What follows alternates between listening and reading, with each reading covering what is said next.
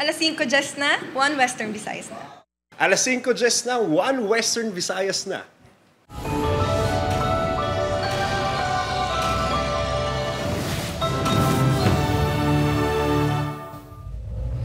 Mga balita nga atong tutukan subong nga Huwebes.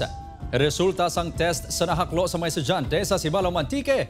Isa pa ka semana kag mahibaluan suno sa Antique PHO. Masobra 200 ka estudyante nga ospital matapos nakahaklo sang baho sa Sibalom Antique. Estable na ang kondisyon.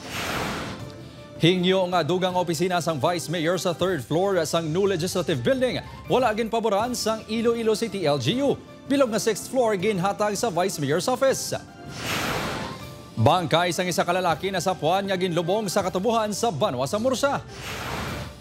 Pagpangawat sang kanding sa Barangay Abilay Norte Oton nahuli kam. Pagpangawat sa mga kasapatan makapila na kabeses nga na-record sa barangay. Kaglayaw nga ido nga ginatudlo nagkagat sa masobra 20 na ka-residente sa Barangay Pali Benedicto Mandurriao. Nadakpa na. Ini ang GMA Regional TV, 1 Western Visayas. Mayong hapon Western Visayas kag Negros Occidental. Masobra 200 ka estudyante nga naglain ng pamatsyag matapos makahaklo sang baho sa Sibalom Antique. Estable na ang kondisyon suno sa PHO. Yaring balita nga aton gintutukan. Pasado alas 10 tubtob alas 11 kagabi. Ini ang naging sitwasyon sang Angel Salazar Memorial General Hospital kag Ramon Maza Senior Memorial Hospital. Nadugangan na maging pang-admit nga estudyante matapos nakabatsyag sang pagpalanakit sa tiyan, paglingin sang ulo kag pinot sang dugan. Ini matapos nakahaklo sang baho nga daw kasubong sang dunot nga bayabas kahapon sang aga. Sa datos sang PDRMO, masobra 200 na ang apektado nga mga estudyante, masobra 70 ang admitted samtang ang iban under observation. Tanan nga pasyente ang yara nasubong sa estable ang kaimtangan suno sa PHO. Patients is being cared for by our medical experts in the field that they should be in and be cared for. Our community is also being taken care of by our local specialists. Nagapatigayon sang re-evaluation para mapatod kung sarang na mapapauli ang iban. Suno sa psychiatrist nga isa sa mga nagasikaso sa mga estudyante, posible nga acute stress reaction ang kabangdanan sa paglain sang ila pamatsyag. Mga patient nga biskan stable na sila bla, pero may mga symptoms pa nga daw pamatsyag nila psychological. Maka-provide sang psychological first aid. For example, sa ila nga matagaan sila sang tsakto nga information. Nakapatagayo naman sang assessment ang MHO sa mga residente sa palibot sang eskwelahan. Pinabantayan naman kung may new pa ba lang case na same symptoms man na example. Kura are report ng new cases as of the moment that wala pa i-evacuate. Ginpaidalon pa sa diagnosis ang pila ka specimen sa mga estudyante kag swab samples halin sa palibot. So we're taking urine samples kay the urine mas ma-identify siya. Swab lang sa swab gina-clarify ko sa walls sa surroundings sa this area will be needing more time for that. Magluwas diri, nagapadayon ang investigasyon mismo sa barangay. Most probably kung after lang na analysis, kapit ang source. So siguro dyan lang within sa area kung may dyan man mga toxic nga o hazardous material nila tawon pa na kay may mga bulong nga brand nga ginaambal sanda. Nagapabili nga suspendido ang klase sa duwa ka mga eskwelahan. Ginatunan pa ang pag-shift sa modular learning. Dapat aton eskwelahan ready sa lesson learned to us and medication to the DRRM related na mga klase ng mga activities with coordination, additional ng mga technical assistance. I'm very thankful for the media and ating mga medical faculty for helping each other and coordinating ang ating mga kinanglanan dyan sa may hospital sa ating mga pasyente. Kim Salinas, 1 Western Visayas. Opisina sa 3rd floor sang new legislative building. Hindi gid mahatag sang alkalde sa vice mayor. Kabugusan nga 6th floor sang building ipakupar sa opisina sang vice alkalde. Yaring balita. Ginpanindugan ni Iloilo City Mayor Raisa Treñas Chu nga ang ginaagawan nga Unit 12 sa 3rd floor sang new legislative building ang para sa tato ka departments sang local government unit. Santo sa Memorandum Order No. 11 nga ginpagawa ni kahapon, 2019 pa, nagapangayos ang opisina ang tato ka departamento. Sa memo man sini, multi-purpose building na ang tawag sa istruktura nga kung basehan ang memorandum ni Anay Iloilo City Mayor Jerry Treñas, legislative building pa ang tawag diri. Paatag sang spokesperson sang alkalde, inibase sa resolution sang sangguniang panlungsod sang 2021 sa diin, nabutang nga ang new legislative building mahimo man tawgon nga multi-purpose building. Ang ina nga building, ang tawagin na siya actually is multi-purpose building. So ang amo na siya ang iagid nga tawag siguro na naandan nga legislative building kaya amo nang originally nga nakapangalan, but sang 2021 nakita nato na ang ina nga building is multi-purpose building. Sa original nga floor plan, kaupod sang Vice Mayor's Office sa 6th floor ang SP Admin kag Secretariat. Apang bangod sang hinyo sang Vice Alkalde, sa ilohon sa 7th floor ang SP Admin. Pangitaan naman sang lugar ang Archive and Library. Reaksyon ni Vice Mayor Lady Julie Grace Baronda. So far, ang iyang nga suggestion was to put it in the 7th floor, of which sa floor plan, dapat conference rooms. So based on my consultation with the city councilors, amon ito na agdihan nga tani damo ang ilang mga conference rooms. So I don't know kung paano na namon obrahon. Matandaan nga gininsista ni Baronda nga gutok ang 30 ka staff sang iya opisina kag 80 ka staff sang sangguniang panlungsod, rason nga luyag kuwaon ang opisina sa 3rd floor. Base sa floor plan sang 6th floor nga ginpakita sang news team sa isa ka arkitekto, hindi ideal ang masobra sin katao sa 590 square meters nga kalaparon sang 6th floor. Magutok sila unless depende sa ilang nga schedule of activities kung sa amon nga oras tululungan sila sulod or sa amon nga oras nga after lunch may ara naman iba na wala naman, so depende gaya kung paano nila gamiton ang spaces. Samtang ginpatag naman sang spokesperson sang alkalde nga ang nabakantihan ng mga opisina sa 6th floor sang Iloilo City Hall ang naka-assign na sa pila ka departamento sang LGU. Ini ang rason kung nga kinahanglan na opisina sa 3rd floor sang legislative building. Upod kay Hans Desierto, Kim Salinas, 1 Western Visayas.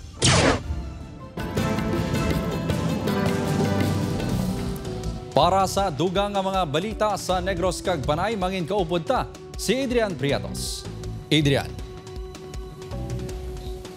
Yes, kay madam mga salamat mga kapuso bangkay sang wala pa makilalaan nga persona nga sapuan nga ginlubong sa tungasang katubuhan sa Banwa sa Murcia, Negros Occidental.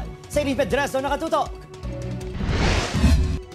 Napanimahuan sa isa ka trabahador sang kampo sang tubo sa Hacienda Bernabe, Barangay Salvacion, Murcia, ang baho sa tunga sang katubuhan alas 3:30 sang hapon kahapon, Hulyo 2. Sang iya ginsikyar, nagduda ini nga may ginlubong nga bangkay. Nakita siya sang isa ka manugarado sa kampo. However, hindi nila ma-determine kung tao gini. No, kaya ang una nila na notice is ang foul odor mayara sa sulod sang kampo. That is why nagkadto siya sa iyang manager. Kag dito niya gin-report. Sang ginkatuan sang kapulisan ang lugar, dito na kumpirma nga isa ka bangkay sang lalaki nga yara na sa state of decomposition ang gintabunan sang duta. Wala ini sang padapton, kag wala pa ini makilalaan. Suno sa Murcia Police, posible ginbilin lang ini sa lugar. When it comes sa pilas or wounds, mayara siya lawas, ginexamine sang soko kahapon. Wala sila sang may makita. However, may sign of strangulation. Ginpaidalom na sa post-mortem examination ang bangkay agud matumod ang ginkamatay sini. Wala pa sang himata nga nagpadulong sa kapulisan agud i-claim ang bangkay. Ang mga residente, wala man sang natalupangdan nga may naghaboy sang bangkay sa lugar. Kaya nananad, mga may mga slakyan, malakas ang kapundo. Makikapsada mo, hindi makakasiling nga makaduda kasi lang. Samtang, wala sa gihapon makilalaan ang bangkay sang babayi nga nasapuan sa bakante nga lote sa Barangay Estefania, Bacolod City sang Martes, sunod sa Bacolod City Police Office Station 4. Wala man sang nag-claim nga himata. Ginahulat pa ang post-mortem examination agud matumod ang ginkamatay sini. Pero kung wala manggid may maklaim, kag tapos naman tanan nga mga i-process tablang bangkay, di naman na pwede nga samtang wala may claim, di ta pagilubong. Hindi pa maistablisyar sang kapulisan kung may kaangtanan ang pagkasapos ng bangkay sang babayi sa nasapuan nga bangkay naman sang lalaki sa Murcia. Upod Gerowel Banggoy, Aileen Pedraso. 1 Western Visayas. Pagpangawat sang kanding sa Barangay Abilay Norte Oton, Iloilo, nahuli kam. Seguridad sa barangay, mas pasang karon bangod sa pilakakaso na sang kinawatay sang kasapatan. Si John Sala nakatutok live sa Banwa sang Oton. John.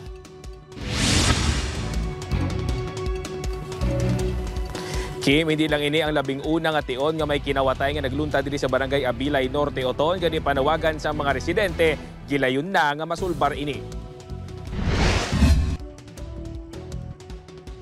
Nagasunda na ining 3 ka mga motorsiklo base sa kuha sang CCTV camera sa Barangay Abilay Norte Oton, Iloilo, Hulyo 1 sang gabi. Sa isa naman ka anggulo, makitaan nga nagdulog ang 3 sa igat sang dalan malapit sa isa ka balay. Matiyon-tion na naog ang 3 ka angkas ng mga motorsiklo kag nagsulod sa kulungan sang makanding. Wala lang nagdugay, nagwa ang mga ini nga may bit-bit na nga 2 ka kanding. Nasipten mo naman sa buong mga kanding po at least tani ang na naman sa GS may mga tanom ng lang rubing. Sino sa isa kakagawan, hindi lang ini ang labing unang kaso sa pagpangawat sa barangay. So halin pa sa mga nagligan nga binaulan, so ang kinawatay diri daw damo bla ang usually puro gid kanding tapos mga manok nga dirasa blang ina pangbulang. Aminado naman ang kagawad nga ginakulang sila sa mga tanod. Gani isa sa ilang mga tika nga pagpahamtang sang dugang mga CCTV sa barangay paagi sa pag-request ini sa LGU. Sa mga insidente sang kinawatay sa Abilay Norte, wala naman sang na-report sa kapulisan ang pumuluyo. Arestado naman ang 41 anyos nga lalaki nga si Larry Porquez sang barangay Igang Pototan. Ang sospek ang naaktuhan nga nagpangawat sang 3 ka kanding sa barangay San Vicente Leganes, Iloilo pasado alas 3 kahapon sang hapon. So bali nagsinggit ining caretaker kag nangayo bulig. Just in time nga ang atong tropa dito man ang patrol dito malapit sa may intersection. Nag-responde at immediately thereafter na tikayon nga matakpan ining suspect nga nagatim pa nga malagyo. 21,000 pesos ang kabugusan nga balor sa mga kanding nga nabalikman sa tag-iya. Subong adlaw na pasaka na ini sang reklamo nga theft. Wala naman naghatag sang pahayag sa kapulisan ang sospek kung ano ang iyang ginhimo sa mga ginkawat ka kanding. Nagpaiway man nga magpa-interview sa news team ang sospek.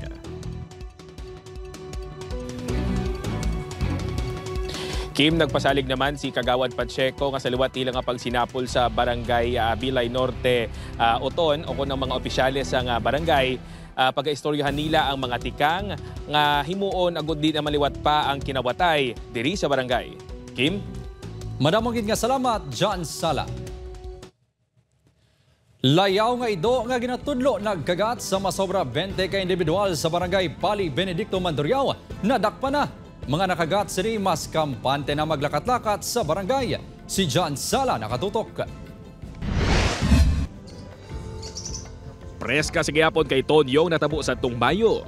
Wala ini maguna-una nga sa iya pagpadulong sa isa ka convenience store kadto nini sa tiil sang isa ka layaw nga ido. Hindi ko po siya narinig na tumatawag kasi naka-airpods ako ganyan. Tapos naramdaman ko na lang po nung kinagataw. 2 ka tuig na ginakahangawaan sa mga residente ang paglabay sa siningadalan sa barangay Pali Benedicto Mandurriao. Ini bangod diri masami nagali uliho ang mga ido nga suno sa barangay. Yara na sa 20 katawang nakantan. Apang sa karon, hilway na sila nga makalabay diri. Ano lang po masasabi ko, okay, masaya. Kasi wala na siyang makakagat. Sa sining video, makita na gitingom nga puwersa sa isa ka animal rights advocate group, Iloilo City Veterinary Office kag barangay official sa pagdakop sa ido. Nakorner ang ido sa dalam salakyan. Pag guwaya, kaya may maniging bilin sila nga pangdakop sa ido. Tama nga pagdakop namin. Yara na sa 30 ang mga ido sa dog pound sang syudad gani gin-turn over ang mga ido sa Animal Rights Advocate Group. Sino sa Iloilo City Vet, obserbaran pa nilang ang mga ido antes ipaidalom sa test kung positibo ini sa rabies. I-observe lang ang ido. Then yung mga human bite victims, dapat may medical intervention na dapat post-exposure prophylaxis na sila. Sa datos ang Iloilo City Veterinary Office, sa 8 ka rabies cases ang syudad, 4 diri ang ginkagat sang layaw nga ido. Gani panawagan sang City Vet sa publiko, mangin responsable sa pag-atipan sa ilang mga hinuptanan.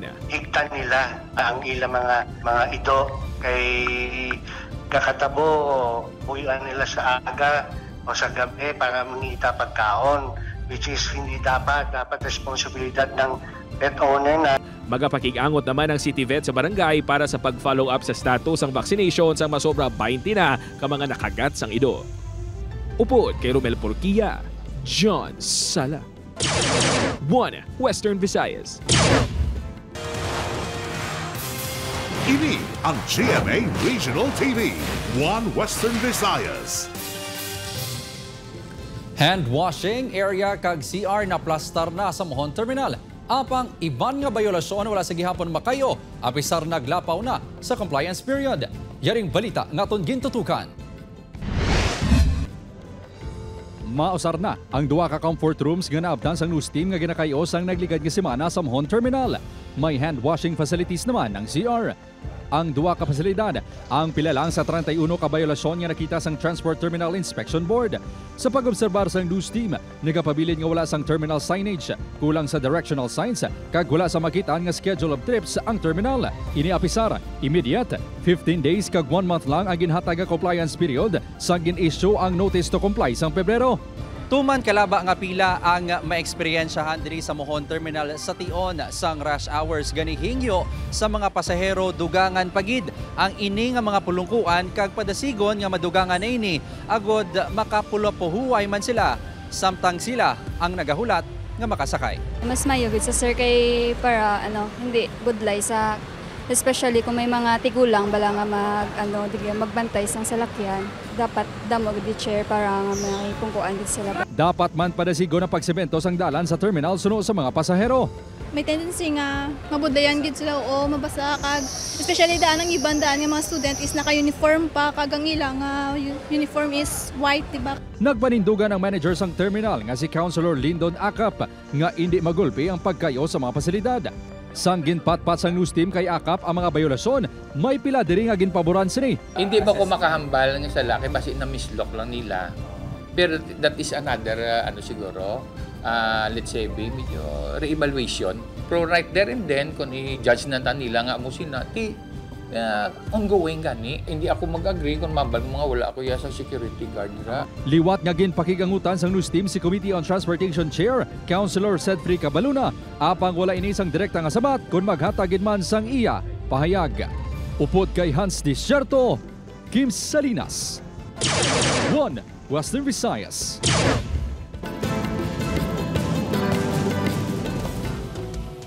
Mga puso sa Bacolod City naman, lapsag nga nasapuan sa bahing sang Barangay Estefania, posible ginpaanod sa suba sa Talisay City. Suno pa sa kapulisan. Yaring balita ang aton gintutukan. Wala naglao mga residente nga si Puday nga lapsag ang unod sang karton sang sapatos siya nasapuan sa suba sa Barangay Estefania kahapon sa aga. Egin gisi kong plastik nag-agay ang dugo nga padango kiska pa. Ara pang pusod, ara pang lan. Kulbaan ko. Lain mo. Sa subong daw, ginakurog-kurog ko nga daw ay balaga palang angot ang akong nga mga mga katulanan. Duda sang pila ka mga residente, posible nga hungod na ginhaboy ang lapsag. Babaw ko raw, tay-tay. Kay ti kung sa babaw halin sa panod, masangit to sa mga bato kung kagingking man. May tubing tupa niya. Gilayon niya gidalang lapsag sa police station. Matapos ginpabindisyonan, ginlubong na sa Granada Public Cemetery. Parayon pa ang inibisigaran sa kapulisan kung sino ang naghaboy sa lapsag. Way takabalo kung daw ginpaanod lang to sa suba. Dikto na lang daw doon nag-stagnant ang tubig mo na nga dikto na lang sa nagpundo. Samtang wala ta may makuha nga witness nga kung nakita ang natabo. Dito mabudlayan kita guro ma-identify kung sinong may kaymuan sila. Ang suba na ginalina na Talisay kag Granada na boundary. Opo, Kiril Casillo, Adrian Pretos, 1 Western Visayas. Napasaka na ang reklamo nga reckless imprudence resulting in homicide and damage to property batok sa 47 anyos nga jeepney driver nga si Danny Alimen, residente sang barangay Lambuyaw, Oton, Iloilo. Nagbuguan ay ang jeep sang sospek kag motorsiklo sang pulis nga si Patrolman Jonel Mondeja, 31 anyos kag residente sang barangay Santa Rosa, Mandurriao. Natabo ang aksidente sa kurbara nga bahin sang dalan sa barangay Dulonan, Arevalo kahapon sang kagahon. Apisar may helmet ang pulis. Nakaangkon ini sang patal nga pila sa ulo kag gindeklarar nga dead on arrival sa ospital. Ginalantaw sang kapulisan nga nagapanguna nga kabangdanan sa aksidente ang ginakonstruct nga dalan sa lugar. Posible kuno nga hindi kabisado sang pulis ang sitwasyon sang dalan. Dugang sang kapulisan, posible nga nagadali man ang biktima sa paghingagaw sa isa ka event sa Antique, kung diin ini na-assign. Ang signage na natin, nakita sa road construction, pero ara na mismo, wala pala sang prior nga mga 150 meters before nabutang pa niya ang signage na, so unaware ni sila banlagan. Naglabot sa 442,000 pesos nga balor sang suspected shabu ang narecover sa 33 anyos nga lalaki sa bypass operation sa barangay Osmeña City proper kagabi. Ginkilala ang subject kay alias Joshua nga residente sang barangay Rizal, Palapala 2 City proper. Narecover ang 12 ka sachet sang suspected shabu nga nagabugat sang 65 grams. Detained sa Police Station 7 sa barangay Tanza, Esperanza City proper ang nadakpan.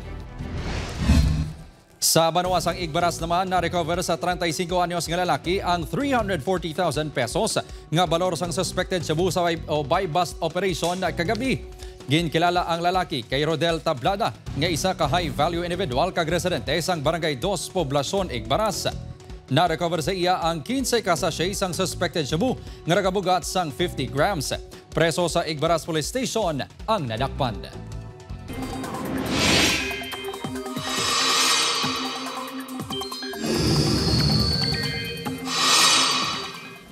Mga puso, ulan naman ang pinakabahin sa Pilipinas bangod sa LPA o kung low pressure area kag habagat. Ulihin na siplatan ng LPA sa kadagatan nga sakop sang Kalayan, Cagayan. Nagbalik sa medium o kung kasarangan ang chance sini nga mangin bagyo sa mga masunod nga inoras. Sunod sa pag-asa, posible magbago pa ina sa mga masunod nga inadlaw. Apang bisan LPA pa inigihapon subong, mabatsyagan ng epekto sini sa pinakabahin sang Luzon. Kadungan sini ang habagat nga padayon nga magadala sang mga pag-ulan. Base mga kapuso sa datos sa Metro Weather, posible sa gihapon ulanon ang pinakabahin sa Aklan, Capiz, Antique, Iloilo, Guimaras, Negros Island Region. May chance sa gihapon sa mga mabaskog nga pag-ulan sa pinakalugar.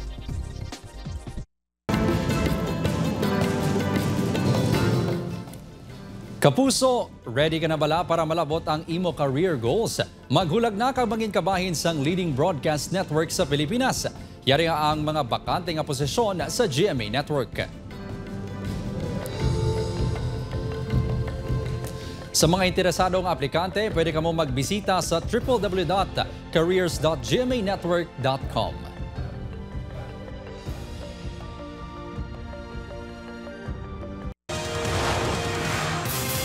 Ini ang GMA Regional TV, One Western Visayas.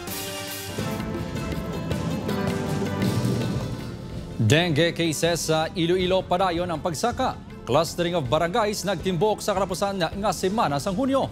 Si Julius Villacaol nakatutok. 58% nga mas mataas ang dengue cases sa Iloilo sa nahauna nga anong kabulan sang tuig 2025 kung ikumparar sa amuman nga tion sang 2024. Base sa records sang Iloilo Provincial Health Office, nagdangat sa masubra 2,500 ang kaso sang dengue humalin sang Enero tubtob Hunyo 2025. Napulo sa mga pasyente ang napatay. Halos 1,000 ang abanse sini sa mga na-record sa amuman nga tion sang 2024. Kung sa din, may 5 nga napatay. Natalupang na naman ang pagtimbuok sa mga barangay nga may clustering of cases. Sa katapusan nga semana sang Hunyo, ini ang naglabot sa 39, nagikan sa 23 lang sa nakaligan nga semana. Sa may mga pasyente na may kahilanat, no, gilayon dalo na lang naton sa aton nga mga health facilities. Sa Kabanwahanan, San Joaquin ang may pinakamadamong nga kaso nga naglabot sa 172. Oton ang nagapangaduha nga may isang nga napatay. May tagduha naman nga napatay sa Putotan kag Carles. Apang sa mga bagong nga kaso, Oton ang nagapanguna nga naglabot sa 20. Ang residente sa barangay Kagbanga si Angie, Isa ka semana nga na-confine sa ospital sang una nga semana sang Hunyo. Hilanat nga nagabalik-balik ang iyagin batsyag, tubtob nga pila ka beses ini nga nalipong. Pagduda sini, sa ilalang palibot niya nakuha ang balatian. I'm working from home man, so hindi man ko gagwa gid diri sa balay. Kag siguro sang time lang guro nga nagwa ako, dira gid guro nga natamukan ko. Ang barangay nagatinghuha naman nga matap na ang posible paglapta pa sang dengue. Magluwa sa pagpaninlo. Misting ang isa sa mga pamaagi sini sa pagpapas ng mga lamok. Gina-inform na mo ng mga tao nga mag-search and destroy plus sa breeding sa lamok kag ginatudloan kung paano maglantaw sa mga kaya-kulog. 2019 sa nangintuman kataas ang kaso sang dengue sa Iloilo. Kagagod malikawan ngayon ang masulit. Padayon ang kampanya sang Provincial Health Office sa pag-obserbar sang 5S kag sang 40 ukon taob, taktak, tuyo kag takip. Upod kay Marvin Lauderes, Julius Bilacaon. 1. Western Visayas.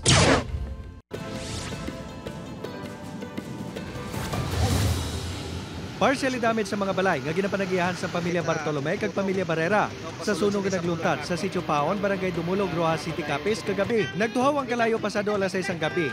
Inang gindeklaran nga fire out pasado alas 7. Magkaligat ang ginabulubanta isa ka oras. Magluwa sa mga kagamitan nga nagkalahalitan sang kalayo. Wala man sang ginreport nga napatay o kung nasamaran sa insidente. Padayon pa ang investigasyon sang BFP Rojas City sa gintunaan sa sunog kag sa balor sang halit nga gintuga sini. Napatay kahapon sa kaagahon sa ospital ang 49 anyos nga lalaki nga ginkilala kay Leo Bibal sa barangay San Juan Molo nga nasapuan nga nagautaw-utaw sa Iloilo River. Suno sa Police Station 8, nagpadulong ang asawa sang biktima sa ospital kag positibo nga gina-identify ang lalaki. Sa pagpangusisa sang kapulisan, may hypertension ang lalaki. Padayon pa sa karon ng investigasyon kung paano ini nakalabot sa lugar. Binawian sang kabuhi ang 29 anyos nga rider nga ginkilala lang kay alias Mel sang Ibisan, Capiz. Ang rider ang ginaligar na biktima sang hit and run sa Circumferential Road sa Takasaro kahapon sang kaagahon. Nag-angkon ini sang samad sa ulo.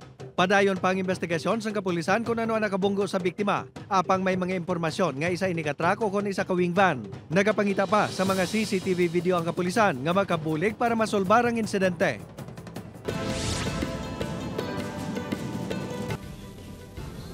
Mga kapuso, nagkapadayo naman ang proof of purchase promos ng Gemmy Network.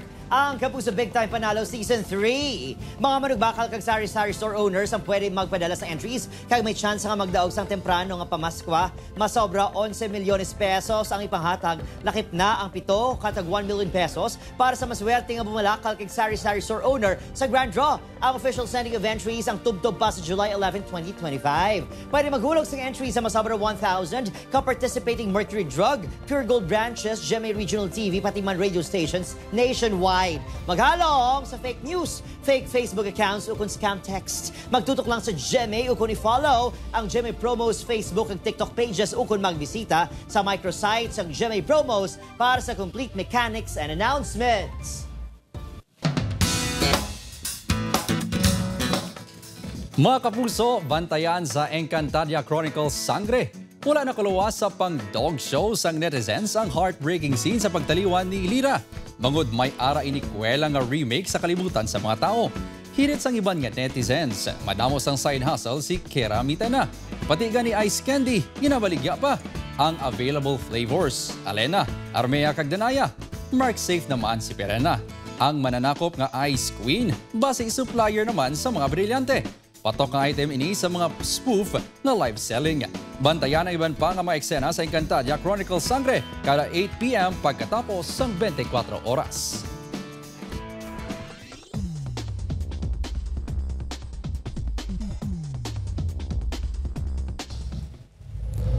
Ako si Kim Salinas, ini ang One Western Visayas, bugos nga persa para sa mas dakong nga misyon kag mas masangkad nga pagserbisyo sa pungsod.